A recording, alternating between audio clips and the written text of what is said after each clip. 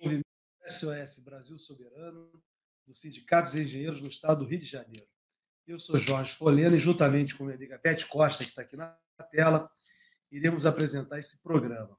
Nosso programa ele é transmitido pelo nosso canal no YouTube, é também transmitido pelo canal do Conde e retransmitido pela TVT, a TV dos Trabalhadores.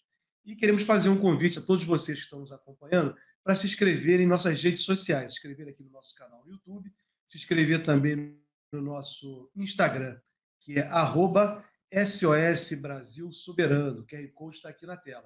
Se inscreverem também no canal do Conde e no canal da TVT, quem estiver assistindo pela plataforma do YouTube. Gente, hoje, né, Beth, nós vamos falar de educação, que é um tema muito importante para a soberania e o desenvolvimento do Brasil. Educar as nossas crianças, os adolescentes, a nossa juventude, os adultos, é tudo que precisamos para ter um país independente e soberano. Beth, quem vai nos ajudar a tratar desse tema hoje relacionado à educação e o ensino médio brasileiro?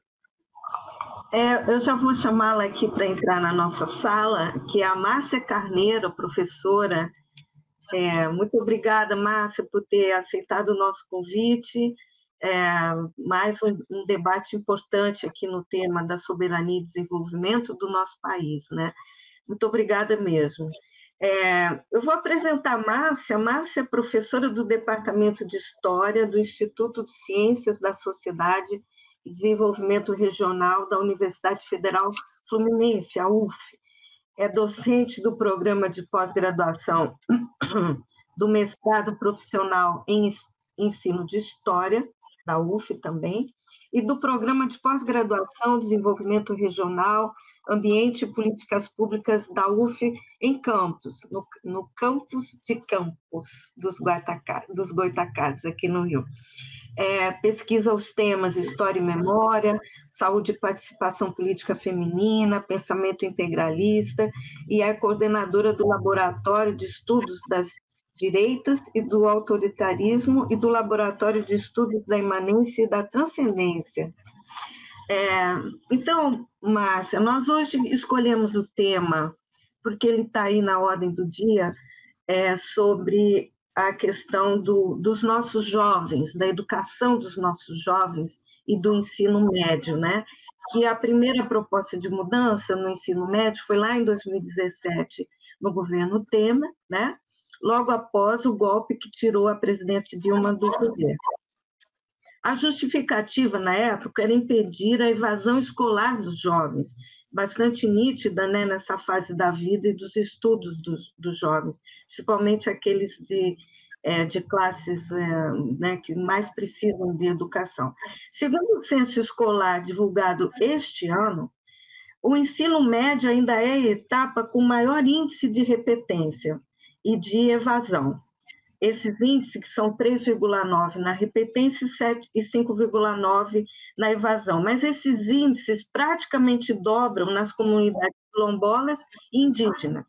Então, se o ensino médio mudou lá atrás para evitar a evasão, e a evasão hoje continua sendo o maior índice no ensino médio, o que aconteceu com o ensino médio daquela época até hoje? Obrigada, boa tarde a todos.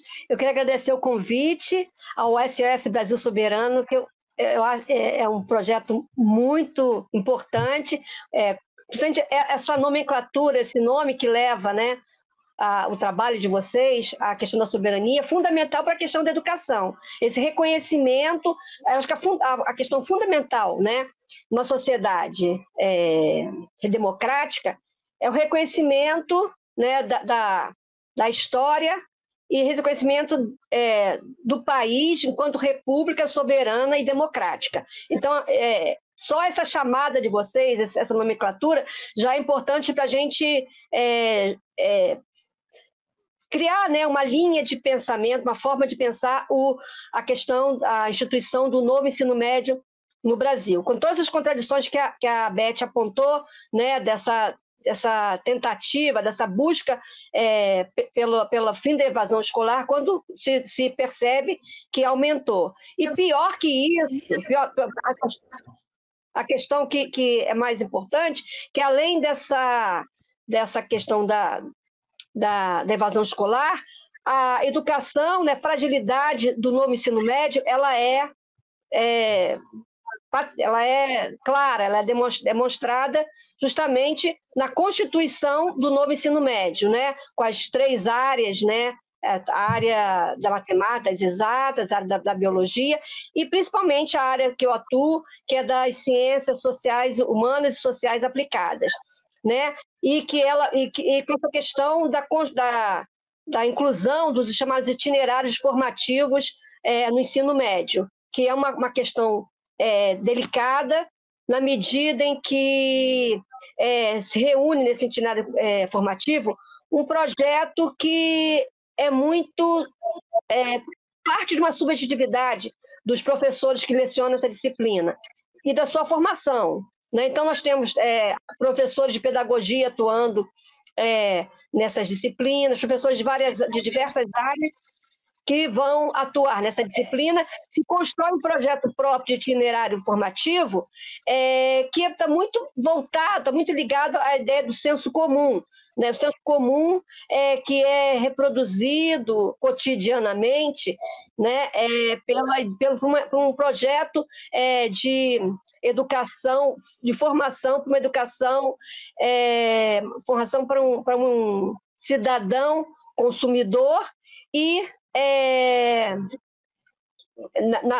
na concepção liberal daquele que vai produzir um enriquecimento para si próprio, a sua família, que não necessariamente para a sociedade.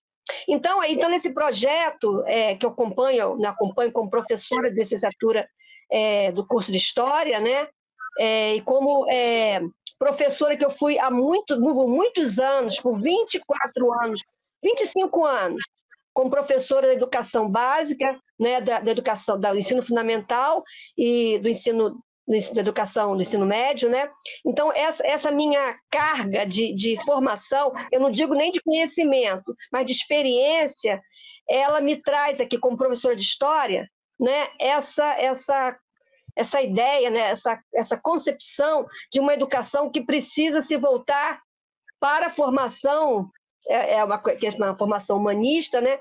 Humanista, humanitária, com todos os sentidos que essa palavra hoje tem, não mais o sentido iluminista, não somente o sentido iluminista, mas o sentido que a gente pode falar até em relação às epistemologias, como a epistemologia, outras epistemologias não ocidentais, como a indígena e a preta, né, que concebem essa questão da humanidade para além do ser humano, né, saindo dos limites do homem como senhor da natureza e voltando-se para o ser humano como parte da natureza. Então, é essa concepção que não vem sendo, que não é desenvolvida, aí eu faço uma autocrítica, também nas licenciaturas dos cursos de humanas, do qual participo. Apesar do esforço dos professores, a gente percebe isso, eu sou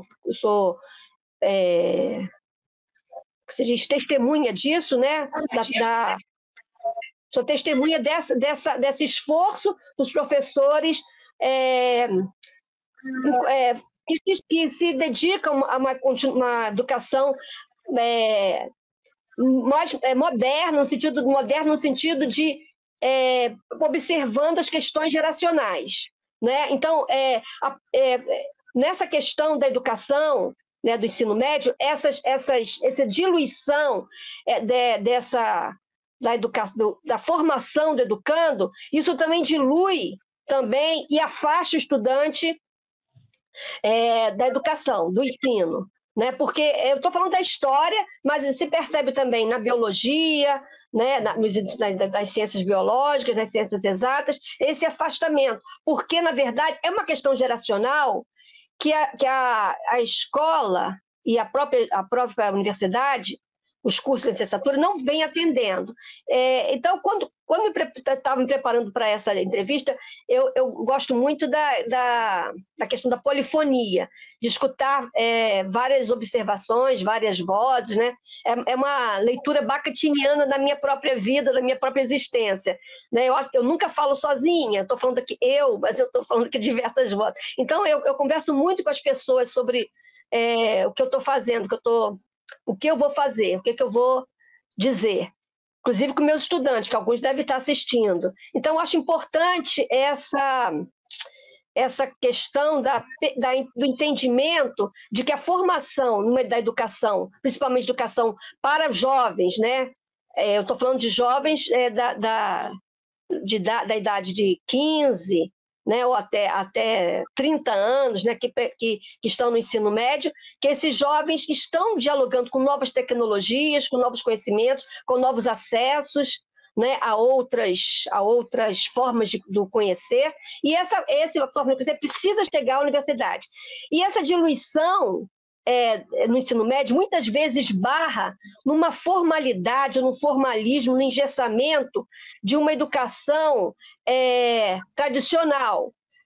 Falando da história, propriamente dita, que é a minha área, por exemplo, é difícil, né? Já falava um professor meu, Ciro Flamarion Cardoso, né, falecido, mas na década de 90, ele já constatava que o que é produzido nos cursos de história, quanto pesquisa, demoram pelo menos 30 anos para chegar à educação básica, né? Então, e aí hoje eu estava conversando com um colega meu, professor Rodrigo Rezende, que trabalha com História da África, de uma perspectiva africana, muito interessante o trabalho dele. Ele estava me falando, porque na biologia, nas ciências exatas, na biologia, essas questões do avanço científico chegam rápido. É como se a história não fosse ciência, como as ciências humanas sociais aplicadas não fossem ciências, que essa demora, essa tradição, ela se mantém, por exemplo, no ensino da história, que ainda trabalha com a velha história política do século XIX, né? Trabalhando com heróis, com presidentes, com feitos heróicos, e com certeza, muitas vezes idealizados, quer dizer, na maioria das vezes idealizados, né, como a proclamação da República, a independência, né, o ato heróico do Pedro I, né, a margem do Ipiranga, por exemplo, no grito da independência, são questões romantizadas que ainda chegam e se mantêm no ensino da história, da educação básica e ensino médio.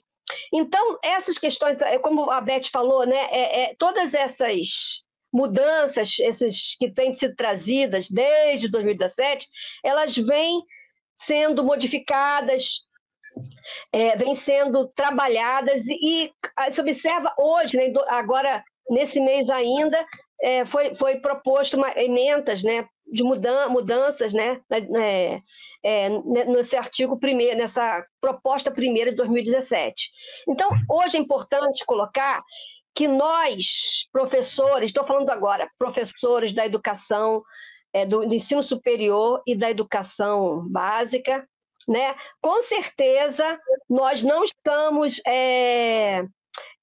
de costas, né? Dando costas a esses projetos, essas propostas. E com certeza nós estamos procurando intervir nessas propostas. Eu falo aqui, né, como eu falei, com essa polifonia, eu estou falando aqui com professores de universidade que estão discutindo isso incessantemente. Eu vou falar de alguns, né, que eu vejo assim por exemplo, o Ricardo Castro, eu acho importante colocar, porque o Ricardo Castro é da UFRJ, professor de História da UFRJ, do Instituto de História da UFRJ, ele incessantemente vem trabalhando, questionando essas questões do novo NEM.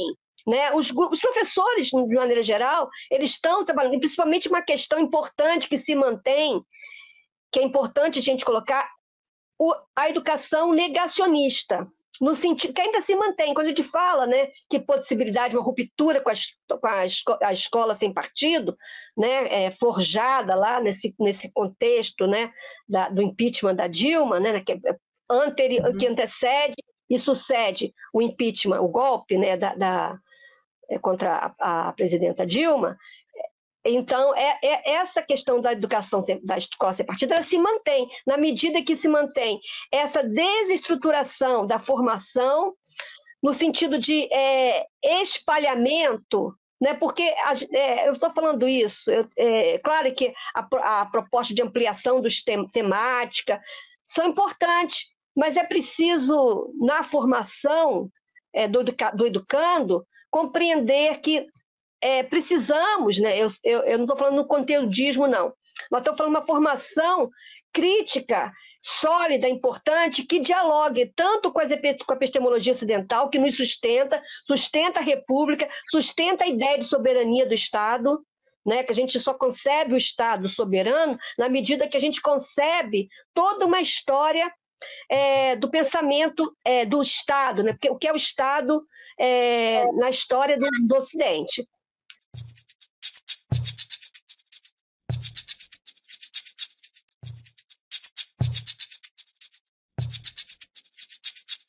Então, de 2017 para cá, tem sido difícil implementar as mudanças propostas pelo ensino médio, porque não há estrutura, não há professores sendo capacitados, porque a realidade ainda é outra dos jovens, porque se a evasão continua igual.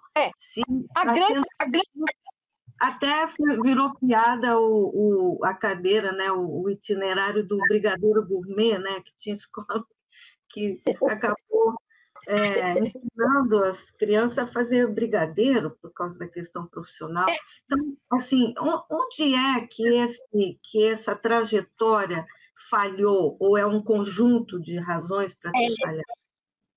O problema justamente é essa proposta do novo NEM, sabe, que retira, né, que amplia demasiadamente os temas e acabam fugindo à ideia de formação no sentido que a escola deve oferecer, uma formação da ciência.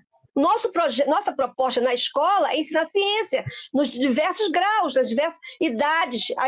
As idades não impedem conhecimento científico. E no meu caso, da história, né, é o que se custa conceber a história como ciência. A história vira essa palavra que virou, né, a interpretação, né, uma narrativa, como se fosse a história apenas uma narrativa, no sentido que é colocado aí do senso comum, quer dizer, um contar cronológico dos acontecimentos. E a história não é isso. A história justamente nos permite problematizar a nossa vivência, a nossa experiência de mundo, nosso dia a dia, nosso cotidiano. Eu estou olhando agora pela janela aqui, vendo edifícios, né? Então, o que constrói essa história, essa ocupação urbana, esse território, por exemplo, né?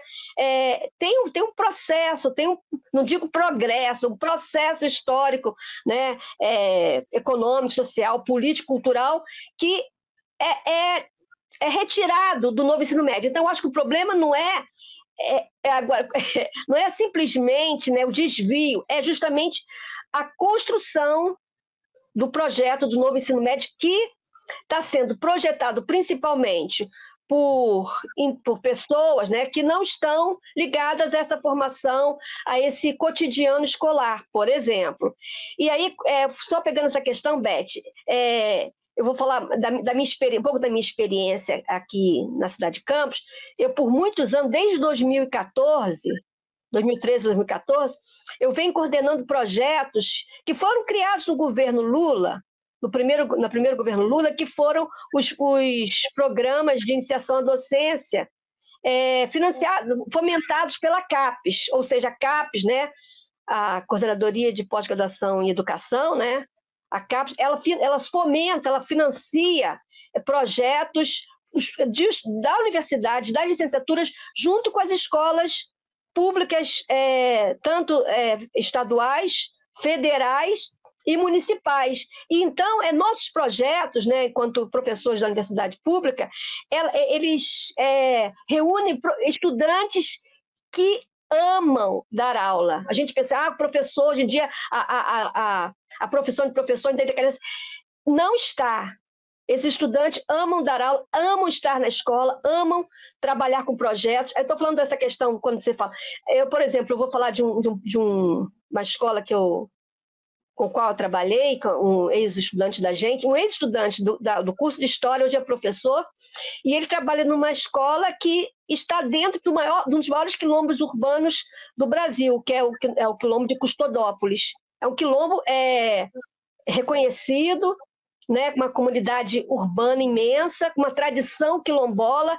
E como a gente faz essa ligação? Como a gente consegue manter o aluno, como a gente consegue que esse aluno permaneça? Ganhando, né, conseguindo fazê-lo reconhecer que esse estudante ele tem em si uma tradição, uma memória na sua casa, na sua comunidade, que tem conexão com a história do Brasil. Não como, aí é uma questão também, sobre essa questão da história indígena, história negra no Brasil, é sempre como algo que aparece como exótico. De repente, João Cândido participou, liderou, né, Almirante Negro liderou, Almirante Negro tem toda uma história também, né, que liderou a revolta da Chibata. Isso é episódico, mas não é algo que esteja fora da história brasileira. É como se a presença ou ausência dos grupos, da comunidade negra, da população negra, da população indígena, fossem algo assim, de repente, uma revolta, uma resistência, como se algo não fosse cotidiano, como se essa presença não fosse constante, como se essa epistemologia preta ou indígena não estivesse na nossa história. Isso que é preciso reconhecer. Essas questões, não estou dizendo que essas questões, elas são, por si só, elas construam essas relações possíveis, né, com os educandos, né? É preciso também a relação, aí eu estou pegando Paulo Freire, que essa educação se estabeleça nessa relação educando-educador, né, paulo freireana, nessa relação de troca e de troca de conhecimento, reconhecidamente um conhecimento escolar de formação do estudante. Então, para fechar essa questão, então, Beth, eu acho que não é o problema dos itinerários em si. Quando você fala do brigadeiro, o brigadeiro podia ser ensinado, mas podia colocar a história do brigadeiro, né? A história do doce brigadeiro é muito interessante, né? Que foi criado para a campanha eleitoral do brigadeiro Eduardo Gomes, né? Por madames, né? Por senhoras que inventaram o doce e que hoje é universal, é internacional, né? A própria mesmo o brigadeiro pode, né, ajudar. E aí pega a história do Eduardo Gomes, vai para a história do tenentismo, vai para a história da Revolução de 30, vai para a história dos movimentos políticos, sociais, pela soberania, pela cidadania, pela independência do Brasil desde a década do início do século XX. A história da gente é maravilhosa, nossa história é muito legal, muito, muito interessante. Só vou fechar um pouquinho, Beth, com outra possibilidade, né, desse ensino médio se tornar mais apreciado. É a questão das novas tecnologias, aí é a questão dos usos dos games. Aí vou me remeter a outro colega meu, o professor Cristiano Brito, que trabalha incessantemente com essa questão do uso dos games no ensino da história, que trabalha justamente observando de que forma a história se desenvolve nos videogames e de como os estudantes de história, né, da licenciatura e aqueles do ensino básico podem, ao observar, ao usar o videogame, trabalharem criticamente o game também, né, que tem um projeto, sim, ideológico, sim, não sei se vocês conhecem os games, alguns deles até de ataques, né, a heróis, não digo assim, mas à esquerda, são principalmente violentos, constroem uma narrativa, constroem uma narrativa muito idealizada a partir de certo ponto de vista sobre a história mundial, e muitas vezes fantasiada, né, fantástica, né? Fantástica e fantasiada. Márcia, olha... Oi, fala. Você fez uma exposição aí, introduzindo o assunto, mas eu queria saber de você, né, diante da tua experiência, você recebe os alunos do ensino médio nas universidades, né, na Universidade Federal Fluminense. Queria saber de você o seguinte: hoje há uma clara desigualdade entre a educação, ensino médio oferecido na rede pública e na rede privada. Você acredita que essa nova proposta do novo ensino médio será possível diminuir essa desigualdade social existente? Ô, Folena, eu trabalho, né? Eu sou uma professora que chegou a essa universidade, ao campus de Goytacazes, a partir do projeto de expansão do governo Lula, né? O ReUne. Né? E aí eu entrei como professora da economia e como professora de história, e nós abrimos o curso de história aqui no campus de Goytacazes. E eu vejo o seguinte: nós recebemos aqui estudantes de toda parte do Brasil, da educação pública e da educação particular, privada. E eu, sinceramente, eu não vejo assim, eu vejo... a minha observação maior é para com os estudantes que vêm da escola pública. Até por afinidade, assim, eu me vejo mais próxima desse estudante, embora receba muitos estudantes da escola privada, da educação privada aqui também. Mas esses estudantes da escola pública que ocuparam o campus de Goytacazes desde o início da sua formação, desde 2009, ainda não existia o curso de História, mas nas Ciências Sociais, depois na História, essa garotada é muito boa. Eu recebi estudantes que vieram de comunidades favelas, né, de interior do Brasil, de cidadezinhas de Minas Gerais, que eles falavam que só tinha uma rua, né, pessoal lavradores, né, daqui da região do norte fluminense, lavradores que acordavam 5 horas da manhã para ir para a labuta e tinham que sair mais cedo da faculdade, do curso, que é noturno, para poder acordar cedo. Morava assim uma distância de 2 horas da faculdade. E vieram, se formaram, são professores de história, com projetos maravilhosos em suas comunidades. Então, eu vejo assim que essa diferença, ela não se vê na universidade, na medida que a universidade abre as possibilidades múltiplas. Eu estou falando aqui, claro, de um ponto de vista, né? Pelo menos nesse campus aqui, eu estou falando dos meus estudantes, né? Dos meus colegas também, os estudantes que eles atendem, que eles orientam também. Eu acho que grande parte desses professores, eles veem nesses nossos estudantes possibilidades múltiplas de pensar outros olhares sobre a história, principalmente a partir dos seus lugares. Eu vou citar um caso de um estudante que eu gosto muito e deve estar me assistindo, o Jean. O Jean é um menino com mais de 30 anos, né, que morava na comunidade da Maré, no Piscinão de Ramos. Ele sempre faz questão de dizer que aquela região, aquele lugar que ele mora, que agora ele se mudou, mas que a família dele ainda mora, ele tem é um lugar específico dentro do Complexo da Maré, né? E ele é do Piscinão, o Jean. Menino que eu gosto muito.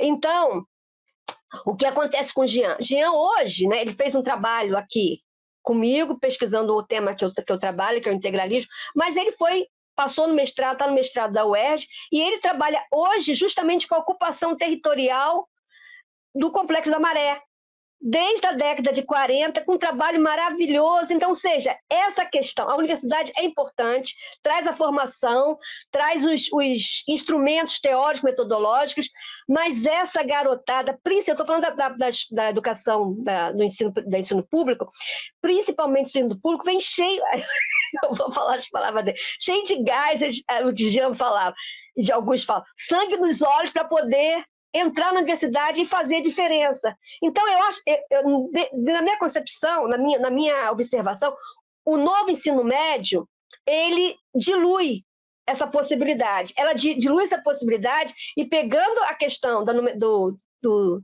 tema, né, abordado, sobre a que vocês, né, colocam como fundamento, a soberania nacional, dilui essa relação do brasileiro com o próprio Brasil.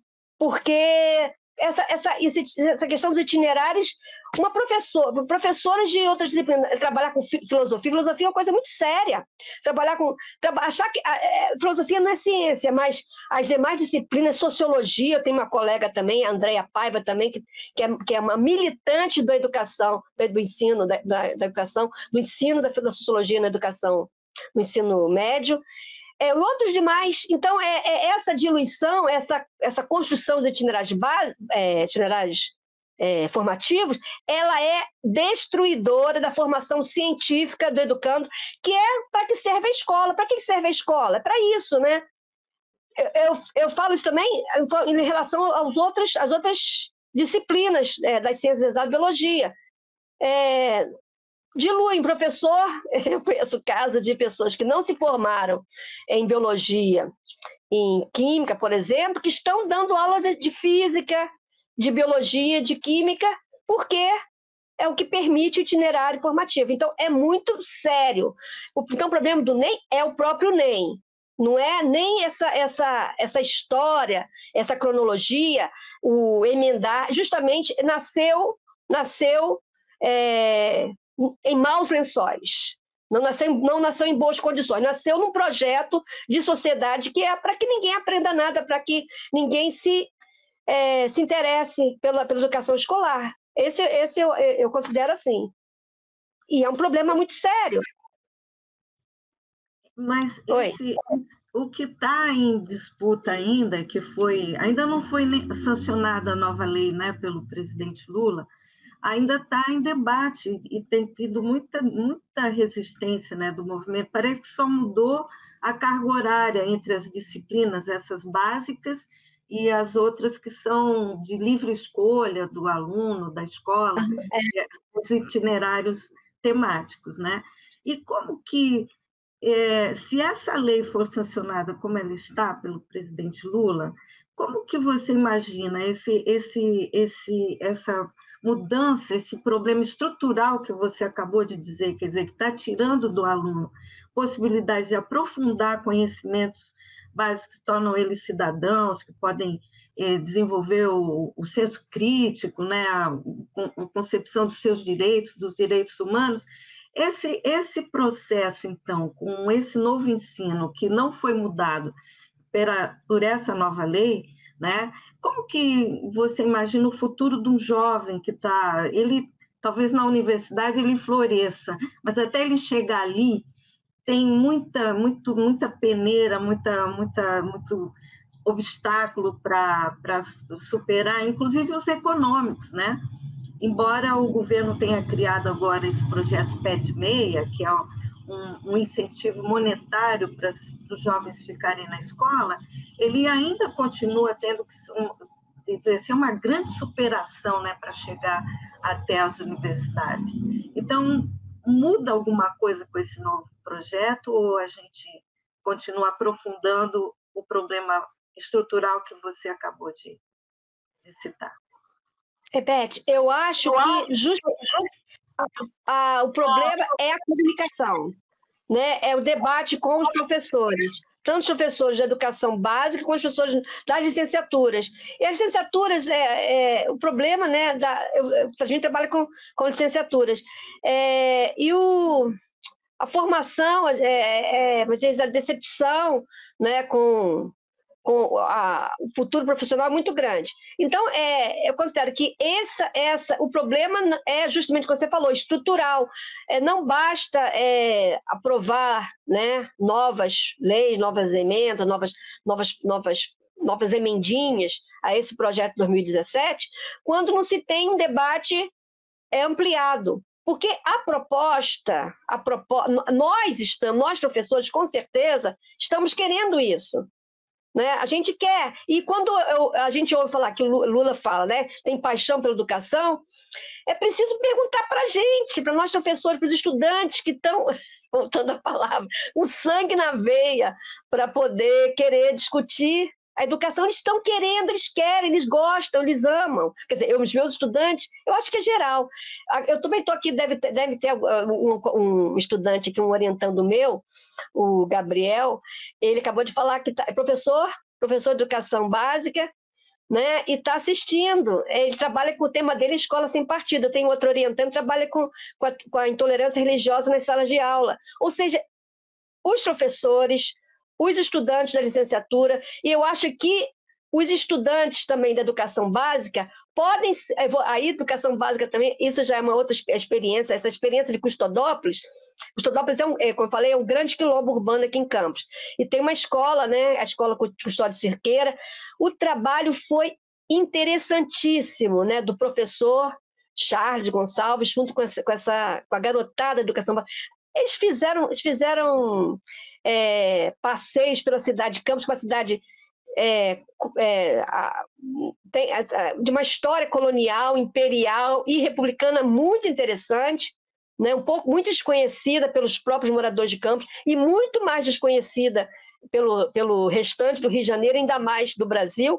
Então, o professor Charles, junto com o projeto, né, do PIBID, né, que eu coordenei, fizeram um trabalho muito interessante, visitando antigos mosteiros aqui na região, com os monges recebendo os estudantes, monges frades, né, que produzem cerveja até hoje, desde a época colonial. Ou seja, olha só que tipo de troca interessante. Ou seja, o estímulo pode sair por aí também, né, os passeios, a gente vê, né, aqui no Brasil é muito raro, né, as excursões para museus, isso é raro. Quando a gente vê, muitas vezes, já viajei em muitos países, eu via muito, até na Índia, né, que eu visitei, excursões de crianças de educação básica, crianças pequenas, crianças de 12, 10 anos, passeando junto com o professor para visitar grandes monumentos, né?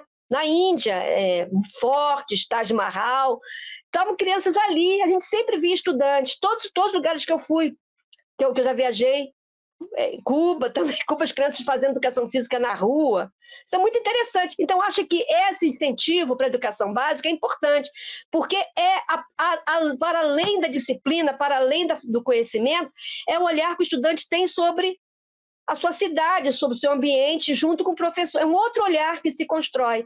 Então, acho que é possível, sim, uma educação maravilhosa no Brasil, excelente, porque eu acho que eu como brasileira, como professora de história, como estudiosa da história, nós somos um povo muito inteligente, muito criativo, muito desafiado, que é desafiado e desafia as próprias condições. Então, quer dizer, eu não estou falando aqui que as desigualdades sociais elas podem ser apagadas por essa formação, mas elas podem ser desafiadas. Eu sou professora, não estou falando que eu estou falando do meu ponto de vista, que eu considero que a educação é fundamental para esse pensamento crítico, para essa construção do pensamento do forjador. Não precisa ser nacionalista no sentido de jurar a bandeira, cantar o nacional, mas ser nacionalista no sentido de reconhecer, né, no Brasil, essa riqueza de nós povo, né, e da história brasileira, que é muito interessante, inclusive justamente por esse caldeirão da nossa miscigenação. Eu estou falando de miscigenação não só dos encontros de povos, de culturas, mas miscigenação no sentido epistemológico. Nós temos epistemologias, né, conhecimento, teorias do conhecimento diversas. Eu só vou falar só um exemplo. Quando a gente fala, por exemplo, de Ariano Suassuna, que vai estudar a música medieval, os vestígios da música medieval da Península Ibérica na música sertaneja do Nordeste, isso é fundamental e é quase desconhecido, né? Então é importante a gente pensar assim, olha, nós temos uma história, nós temos um suporte cultural importante, um suporte cultural diversificado, que é preciso chegar à escola, sem os limites dos preconceitos, das intolerâncias, né? Nós somos... Eu estou aqui quase exaltando aqui, mas é uma questão importante na formação escolar, que o NEM não consegue, como se pode falar, não consegue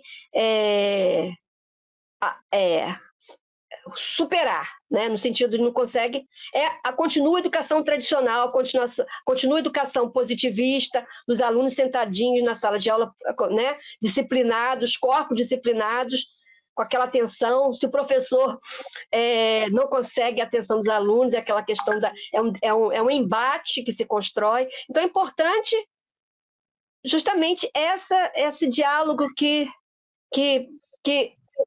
diálogo objetivo, científico, que a ciência, sim, a ciência, a disciplina, ela pode oferecer, que é justamente oferecer um conhecimento científico, sejam das disciplinas das exatas, das disciplinas das ciências biológicas, naturais, seja da história. É preciso da história, sociologia, da antropologia, que é importantíssimo, da sociologia, que ela no ensino médio, ela absorve a antropologia. Então, é importante, é isso. Eu vou deixar vocês falar, senão não paro de falar.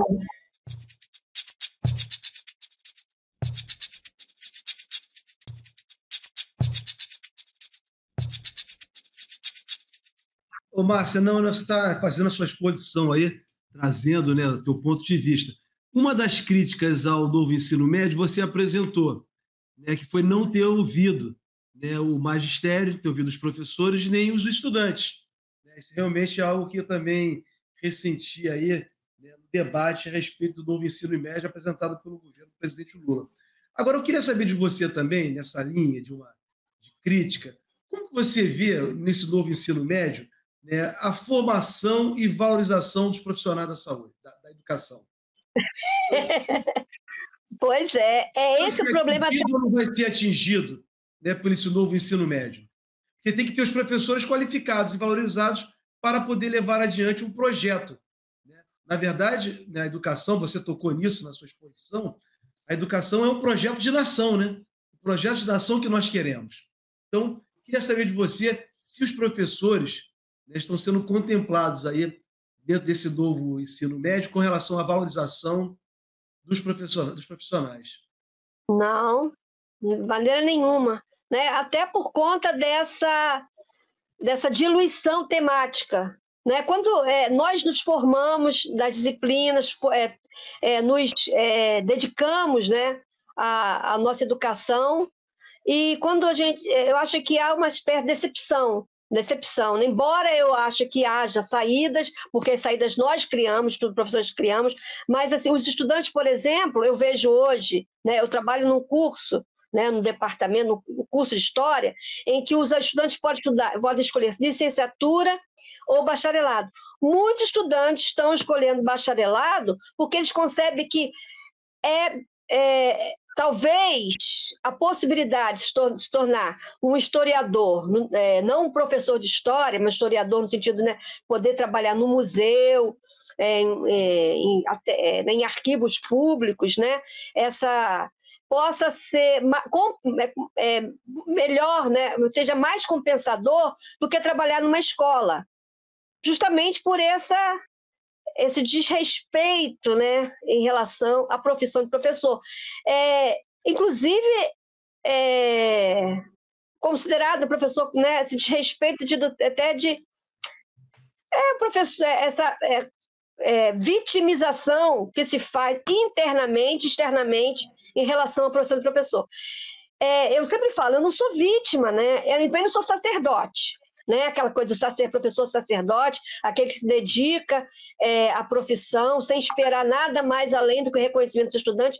Não é isso. Nós trabalhamos, nós somos trabalhadores salariados, né? E precisamos dos nossos recursos, né?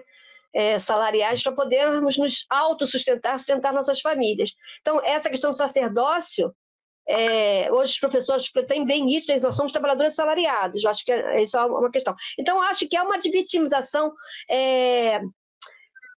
histórica, né, do professor, quando o professor, coitadinho, eu lembro na época que eu trabalhava na educação básica, né, que tinha até uma foto de professor quando se inicia no magistério e quando ele termina o magistério, aquele professor toda descabelada, despauperada. É essa a visão que a sociedade tem do professor.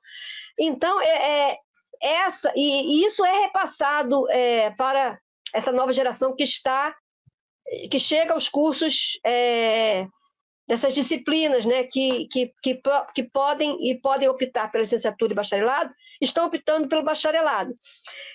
Muitos deles, claro, por conta dessa vontade de se tornar professor, optam pela licenciatura. Mas, hoje em dia, a gente se vê, eu até falo com isso, que vai fazer bacharelado é importante, sim, mas licenciatura que você consegue, né, mais facilmente participar de um concurso, né, ter um concurso público, onde nós, professores, né, temos maior possibilidade de liberdade acadêmica, isso não pode se negar, o ensino privado é mais controlável, né? Quanto mais controlado, pela instituição, não estou falando pelos professores, pelos pais de alunos também. Eu tenho aquela ideia de que eu estou pagando, eu quero ter a educação que meu filho merece. Essa educação que meu filho merece, justamente a educação tradicional, a educação dos questionários, a educação da disciplina, a educação do controle. O professor tem que ter controle de sala, né? O professor não pode ser um professor que dialoga, que discute, que faça a turma se agitar, porque isso se torna conhecido como o professor não tem controle de classe, quando justamente essa troca ela é muito importante. Né? Então, eu acho assim, que, fechando a questão, então, há sim uma desvalorização, e esse novo ensino médio não vai contribuir para essa valorização, tanto profissional quanto pessoal do professor. Pelo contrário, é o professor sem objetivo. Né? Qual o objetivo que eu tenho? Se eu posso no itinerário, eu posso dar o que eu quiser. Isso, né? Eu vejo assim. Muito bom. Lamentável isso. Jorge, eu não sei o seu reloginho aí, que o meu reloginho é meio descontrolado. Já estamos nos considerando. A Márcia está fazendo a exposição dela, já quase no finalzinho do nosso programa. Mas há uma pergunta, Beth, do nosso internauta aqui, do Enilson Oliveira. Pergunta a ele, Márcia, de certa forma, acho que ela já respondeu, mas eu vou registrar a pergunta do Enilson. Márcia, haverá algum dia em que poderemos sonhar com uma escola pública integrada, primeiro e segundo grau, para classes populares? Esse é o ponto da nossa desigualdade de projeto de nação? Quer dizer, são duas perguntas que ele coloca. Você vê que como a gente dialoga, como é essa questão do Enilson, né? É importante, é diálogo, é isso aí. Eu acho que a gente está pensando junto de qualquer forma, de alguma maneira, né? Enilson, eu acho que a gente é esperança, né? Vou voltar a Paulo Freire, do esperançar. O esperançar é a educação do dia a dia, do cotidiano, da experiência, nossa experiência popular. Eu acho, Enilson, eu sou uma esperança, eu tenho esperança. Eu acho que é possível, sim. É possível porque eu vejo isso nos meus estudantes. Né? Eu vejo esse carinho, esse amor, essa força. Eu não sei se eu estou sendo, sabe, emotiva demais, mas eu acho que eu sou professora, né? Eu acho que é isso. Eu só sou hoje, o que eu sou, porque eu sou professora. Né? Então, eu acho que, Nilson, é possível, sim. É possível porque, pela formação desses estudantes que estão saindo hoje da universidade, estão na universidade, existe muita vontade de mudança, muita vontade de olhar para si mesmo, para a sua formação, para si mesmo quanto sujeito da história e tornar possível uma nova educação menos desigual, mais ampliada e que trabalhe com essa perspectiva científica de todas as ciências. Eu acho que é possível sim, Nil. Muito bom, Márcia. É muito bom falar de educação, né? Porque quando a gente... Vou passar, então, para as suas considerações finais, lembrando que você falou muito bem, né? Educação de jovens, principalmente, tem a ver com o futuro da nação, diminuição de desigualdade, construção de um país soberano, independente, com desenvolvimento. Então, você é uma pessoa fundamental aí nessa engrenagem de evolução aí para que os jovens possam ter acesso a esse bem tão importante que é o acesso à educação de qualidade. Então, vou passar para você, para as suas considerações finais, já te agradecendo imenso pela sua participação. Tá, obrigada. Eu queria agradecer muito a vocês essa oportunidade de falar. Eu acho que eu estou falando para os meus estudantes também. Eu acho que todos eles são fundamentais. Eu vou falar mais de um que trabalha com sociologia, trabalha com samba. Ele trabalha o tempo todo com samba. É o Yuri Costa, ex-estudante, hoje está no doutorado.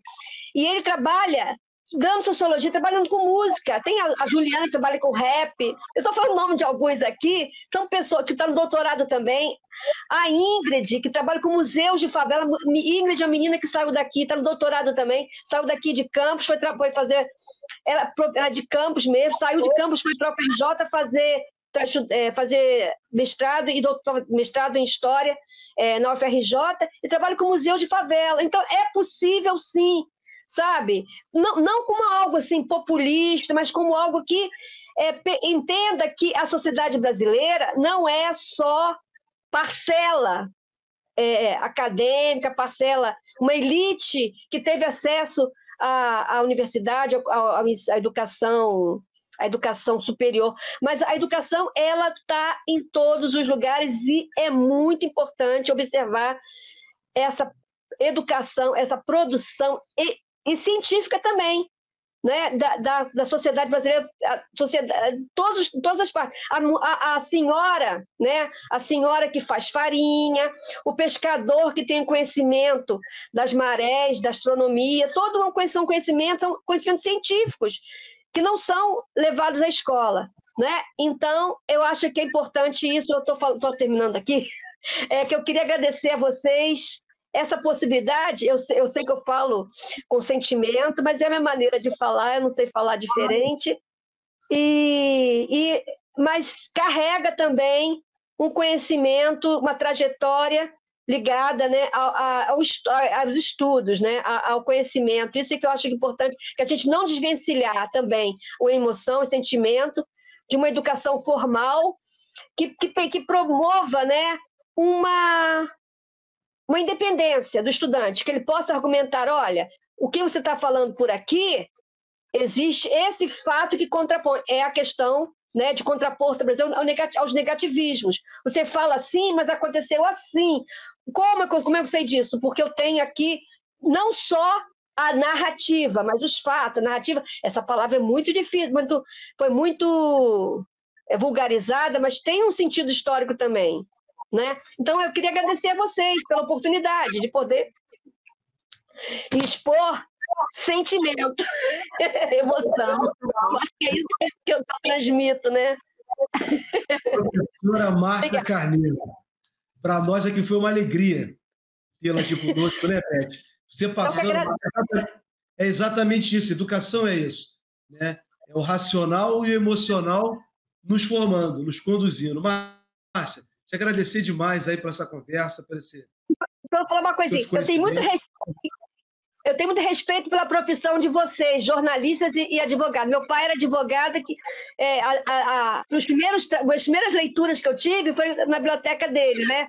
Então, e jornalista e comunicação é primordial, né?